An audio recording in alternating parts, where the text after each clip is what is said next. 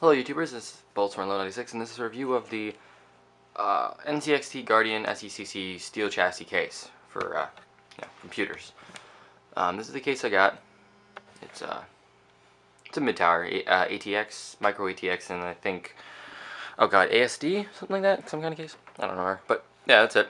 Right here on the top, sorry, we have 3 temperature monitors. It gives you the CPU, HDD, and then I think just actual case temperature itself.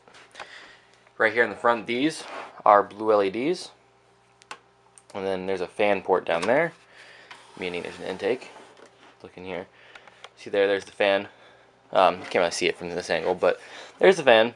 3 5.25 inch bays, 2 2.5 or 2.25 inch bays, right there, and then obviously the distinctive NZXT logo.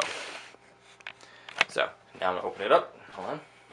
Sorry, I have the power cord up here because I also have the power supply in this. I don't have anything else, but I just have the power supply in the case because the power supply is like wire, cable, and all that zip tied and shit in there. So didn't really know what to do here. Well, actually, I'll go around the outside. Sorry, hold on. Here we have a spot for a 120mm fan. The top, a 120 or 140. I currently have 120 in there, and one of the screws stripped, so that's the reason there's only 3. Of course. Then move back. Another 120mm fan. Liquid cooling holes, if you want to liquid cool it. It does come ready for that. I believe 9 PCI slots. And then there's, you can see the power supply on the bottom. And there's the vents on the side and the back right here. Just to vent out a little bit. This other side panel does come off. You do get cable management with it. It's not a lot, but there is some. Like you have obviously the motherboard hole for this processor, so you can take off the back, and then the interchange if you're doing liquid cooling. And then there's one hole, a big hole in the bottom, and then 3 up the side for cables. So now I'll take off the side panel here. And it has thumb screws. Easy enough, just thumb screws. Before I actually get into this, I'm sorry, I keep forgetting there's a lot of features on this case here. Look here on the bottom right. I don't know if you can see it. I know it's going to be really dark, but there's 2 USB 3.0s, a microphone, a headset, and then an eSATA port right there on the side. So, there's that. Now I'll pop off the side here. And as you can see here, there's the 120mm fan. I don't think the case that was a good idea to put a fan on the side, just because of the fact that it has really short wires. It's probably like a 2-foot wire. I'm going to take my camera off the tripod here, so I can give you guys a better look. Okay, hold on. Inside here. Sorry about that, to try and focus right. This is the box it comes with. It comes with hard drive rails, and then the screws for the motherboard, the standoffs, blah blah blah, that kind of stuff. Comes with that. I'm having issues there. Okay. Moving on to the inside. I'm sorry, I'm trying to turn it here so I can get more light in. It's only heavy because I'm awkward because I'm sitting down. You see, I don't have a lot of cable management, but then again I do. There's a nice 700 watt Apivia Aqua power supply, blue LED. Sorry. So I did some cable management. Like I have a couple zip ties up here. Zip tie for the fan wire that runs down. I currently have all the fans hooked up to the Molex. There's the front fan. You can see it there. There's the front fan. And then the cable for the fan is right there. It's a Molex connected to the power supply.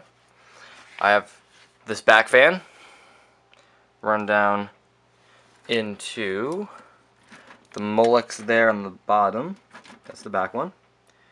The top one, which is a 140mm blue LED aftermarket fan, comes down. Sorry, hon. Looks better. Comes down.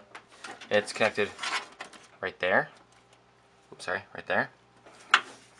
And then the side fan is hooked up right here to a Molex. Currently I'm going to put the front one, the side one, and I believe the back one on the motherboard. And I'm going to leave this top one on as an exhaust. And then the back one I believe is an exhaust, or the side one's an exhaust. I don't remember exactly which one. But yeah, and then so you can see there's cable management in the back here. There's a hole.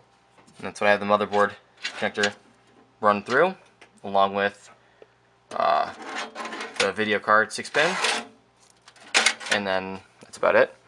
This case actually does come with a few cords itself, which is, to me, it's actually kind of a lot.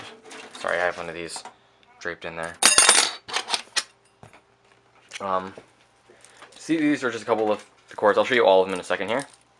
Let me get my okay. Here in the beginning we have a 4-pin Molex. I don't know what this is for. I think this is the power. To power the LED display for the temperature gauges. Not entirely sure. Here's the switches. One. HDD LED, the reset and power switch. Right there, they're all 2-pin. Then the 3 temperature gauges. Right here. One for system, HDD, and then CPU. I did lose one of the plastic coverings, as you can see. But it does come with all 3 plastic coverings. So that's for the top. And then down here, we have a lot of wires. Well, not a lot, but still. The USB connector, the USB on the side of the case. The eSATA port. Hold on, I'll show you that eSATA in the port in a second. The USB. The Molex for the front fan. Or no. The LEDs for the front of the case. Like these right there. Those LEDs. Power for that. The speaker input for the side of the case. And then here's this eSATA port. There you go, eSATA. So I mean, it's got a moderate amount of connectors. It doesn't have a crap load like a lot of them. And then, sorry, then there's also the HD audio connector as well. So this case does have a lot of cords, but with good cable management and just taking your time, you should be able to fit everything nice and clean in here. Like this took me 5 minutes when my friend was over. I mean, all this stuff on the top is going to be plugged in. The cords that you see right here are going to be plugged into the motherboard, and this will barely fit into the motherboard because I have it really tight. Same with the video card. The video card, it barely reaches out the inside of the case. You can see. I can't even get it to the side. So, really good cable management. And then the CPU. CPU is right here. The 8-pin. So, everything will fit just fine.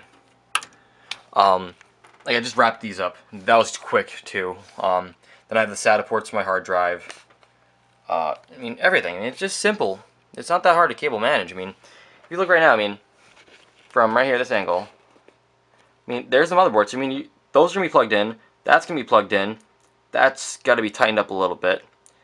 And then that's going to be plugged in. So, technically, everything's going to be right below the power supply. So, this case does give you a lot of room for cable management. And then it's also got the easy lock-in 5.25 drive bays, which is, it's unlocked right now. Put something into it, and you just go click, locked in, unlock it, unlocked. And then the 2.25, same exact concept, lock, unlock. And then your hard drive bays. And it comes with the hard drive clips. If you did not see those before, well, I'm sorry, my Nikon strap in the way here.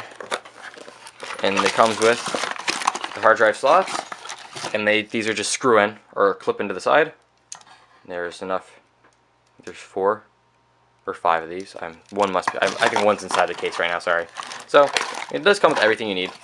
So it shouldn't be that hard. But overall, I think this case is great. It was $69.99 on Amazon. That's a really cheap mid-tower case. Usually they're like really expensive, like $100 plus. But this is great. It's got exactly what I need for. I'm only gonna have 1 DVD drive, probably 1 or 2 hard drives, and then a motherboard, processor, RAM, and that's it. And it gives you the spot for a huge exhaust fan in the top if you want. So that's been my review of the Guardian, NZXT Guardian SECC steel chassis case. Please comment, like, rate, and subscribe.